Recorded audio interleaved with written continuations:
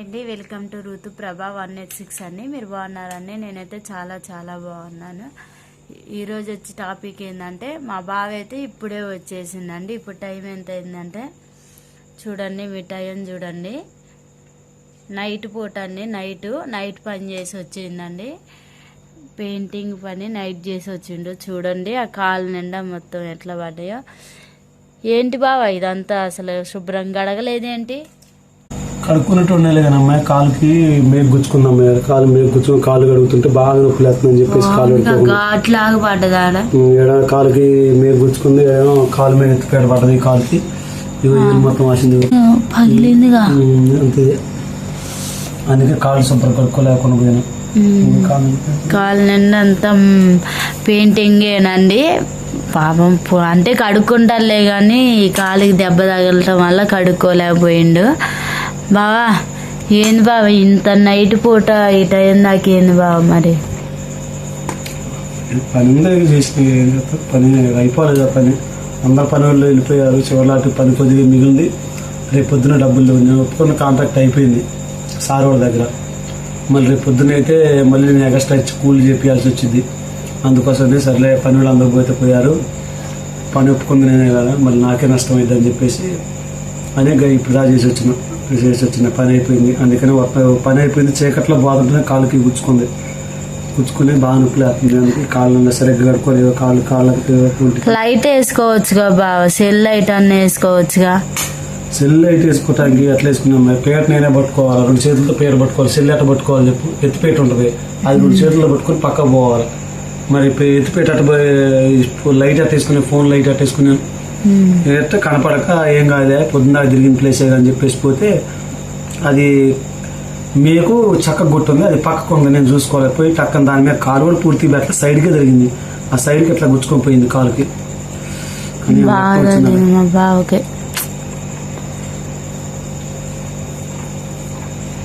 బా నేను కర్రీ ఎట్లా ఉంది?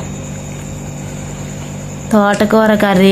పండుగకి జ్వరం తగిలినప్పుడు హాస్పిటల్కి వెళ్తే బ్లడ్ తక్కువ ఉంది అన్నారుగా, అందుకే ఇక తోటకూర తీసుకొచ్చాను. అదే కర్రీ చేసా. పండుగ కూడా అదే తినిపించిన. మంచిగా తిండు.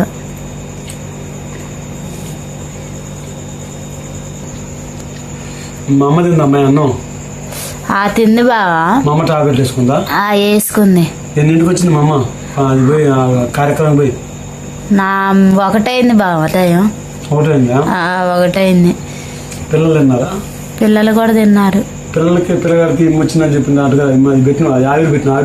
పెట్టిన బావా, 2 బుట్లు పెట్టిన. టానిక్లు కూడా పోసిన. మంచిది. సర్లే, నువ్వు తిన్నావా? నేను తినలేదు బావా, ఇంకా నువ్వు రాలేదని ఇప్పుడు దాకా ఆయన.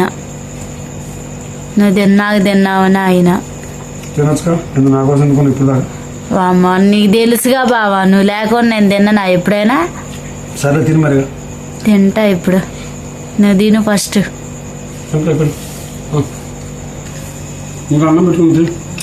తింటా.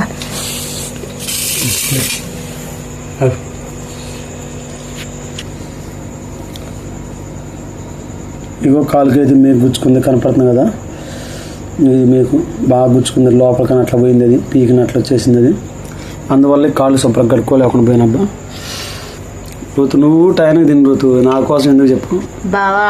నీకు తెలుసు బావా, అసలు ఇంట్లో నీకు ఎప్పుడైనా తెలుసు కదా, భర్త తిన్నాకే భార్య తినాలి. అందుకే ఇప్పుడు దాకా నువ్వు తినలేదని నేను ఇప్పుడు దాకా నైట్ నేను రాను, పని చేస్తా. అట్లా బావా నైట్ ఉంటే అట్లా మార్నింగ్ నువ్వు వచ్చినప్పుడే తింటా నేను. ఒక రోజు 2 రోజులు రాను బావా, నా మనసు ఒప్పదు బావా. అట్లా నీతో పాటే తినాలి, నాకు అట్లే మంచిగా అనిపించింది. నువ్వెందుకు నీ వ్యవహారం నాకేం అర్థం కాదు. అప్పుడు నీతో బాగా కూర్చొని ఏమైనా ఋతు, నువ్వు కొంచెం టైం తిని ఆ పిల్లలు కొద్దిగా టైం పెడితే మంచిది. నేను వస్తా, వెనక ముందు ఆయన వస్తలే కానీ నువ్వు అట్లా చూసుకుంటాను కరెక్ట్ కాదు బా. పిల్లగాళ్ళకి కూడా నేను టయానికే పెడతా. ట్యూషన్ రాగానే వాళ్ళకి అన్నం తినిపిస్తా. కానీ నువ్వు వచ్చేదాకా నేను ఉంటా ఎప్పుడైనా. అంతే వామ్మ బావ, నాకు మనస్ఫూర్తిగా ఉండదు. అదేం కూర? ఆలుగడ్డల కూర బావ. మరి ఆలుగడ్డ కూర కొంచెం వేసుకుంటా.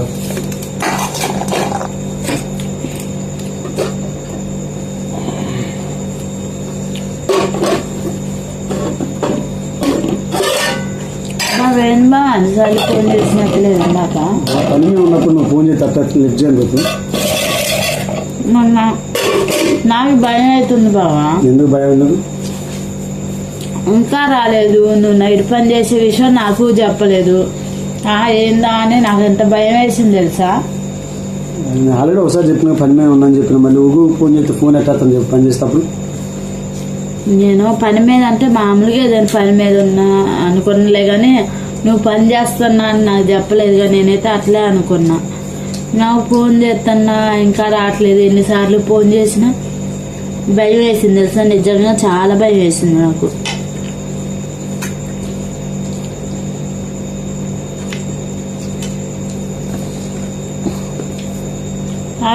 పోయినట్టుంది. బాగుంది.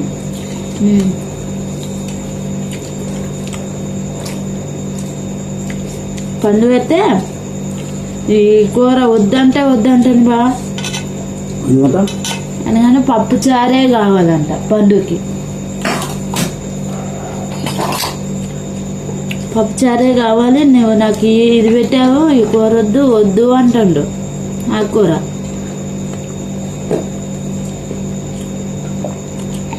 మంచిగా కుశాంత్కి ఇష్టం కదా, మంచిది ఉండు. రాఖీ కూడా మంచిది. రాఖీ ఏమంటుంది సార్, మమ్మీ ఆకులు పెట్టు మమ్మీ ఆకులు పెట్టు అని అంటాడు.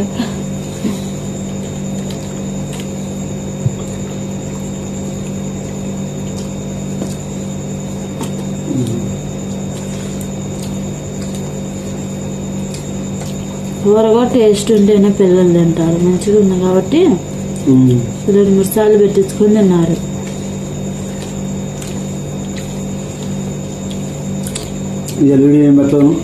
పెట్టలే బావా, అంటే ఏం నీయలేదు అందుకే పెట్టలేదు నేను.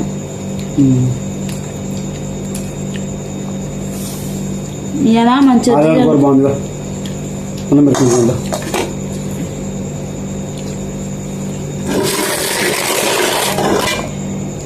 కొంచెం 2 ఆలుగడ్డలు ఉంటే 2 ఆలుగడ్డలతో చేసా.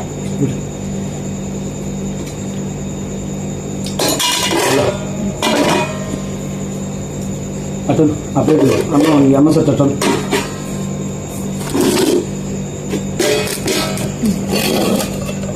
దగ్గరగా పట్టింది.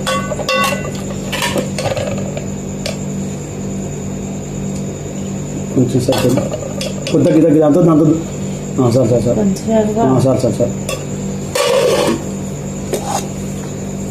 మేము ఫోన్ చేసిందా?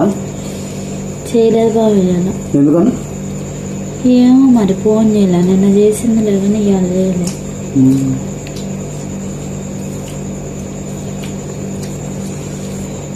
స్కూల్ ఫీజు కట్టాలా, చాలా ఇబ్బంది అవుతుంది. బుక్స్ కూడా కొనమంటున్నారుగా. అడ్మిషన్ ఫీజు కాదు కానీ ఇప్పుడు స్కూల్ స్టార్ట్ అయినప్పుడు 10,000 కట్టాలంట. మెసేజ్ పెట్టారు. మళ్ళీ 3 నెలలకి 15,000 కట్టాలట. మళ్ళీ స్కూల్ అయిపోయాక మళ్ళీ కట్టాలి. మరి 30,000. రాఖీ వాళ్ళ టీచర్ కూడా మార్నింగ్ ఫోన్ చేసింది. ఎందుకు? బుక్స్ కొనండి మేడం అని చేసింది. వాళ్ళు చెప్పేది ముందు బుక్లు వల్ల ఒకటే ఇబ్బంది పడుతున్న టీచర్లు కూడా. అంటే మేడం చెప్పిందంట, సార్ చెప్పిందంట బుక్స్ వచ్చినాయి, బుక్స్ తీసుకొని తర్వాత అడిగితే లేవంటే మేమేం చేయలేము మేడం, వచ్చినప్పుడే తీసుకోండి అని చెప్పిందంట. అదేంటి లేవంటే మేమేం చేయలేకపోతే స్కూల్లో జాయిన్ అయిన పిల్లలు బుక్స్ ఇవ్వాలంటారు. అంటే పోయినసారి అంటే ఆ బుక్స్ రాలేదని పేరెంట్స్ అందరూ చాలా ఊకు అడుగుతున్నారంట. మరి ముందు వచ్చినప్పుడే తీసుకోవాలి కదా మేడం, మీరు లేటుగా తీసుకుంటే ఎట్లా అని అడిగారు. అట్లాంటప్పుడు వాళ్ళు బుక్స్ లేవు మా స్కూల్లో జాయిన్ చెప్పిద్దని కట్టాలి బోర్డు. బుక్స్ లేకపోతే తెప్పించి పెట్టుకోవాలి స్కూల్లో. ఇస్తారులే కానీ పిల్లలకి స్టడీకి తొందరగా అందవు అంతే. స్కూల్లో ప్రిన్సిపల్ అనేసి మాట కదా అది. బుక్కులు ఫ్లెక్సిబుల్గా తెప్పించి అన్ని పెట్టుకోవాలి స్కూల్లో. అందరికి ఇచ్చేటట్టు ఉండాలి. అవును.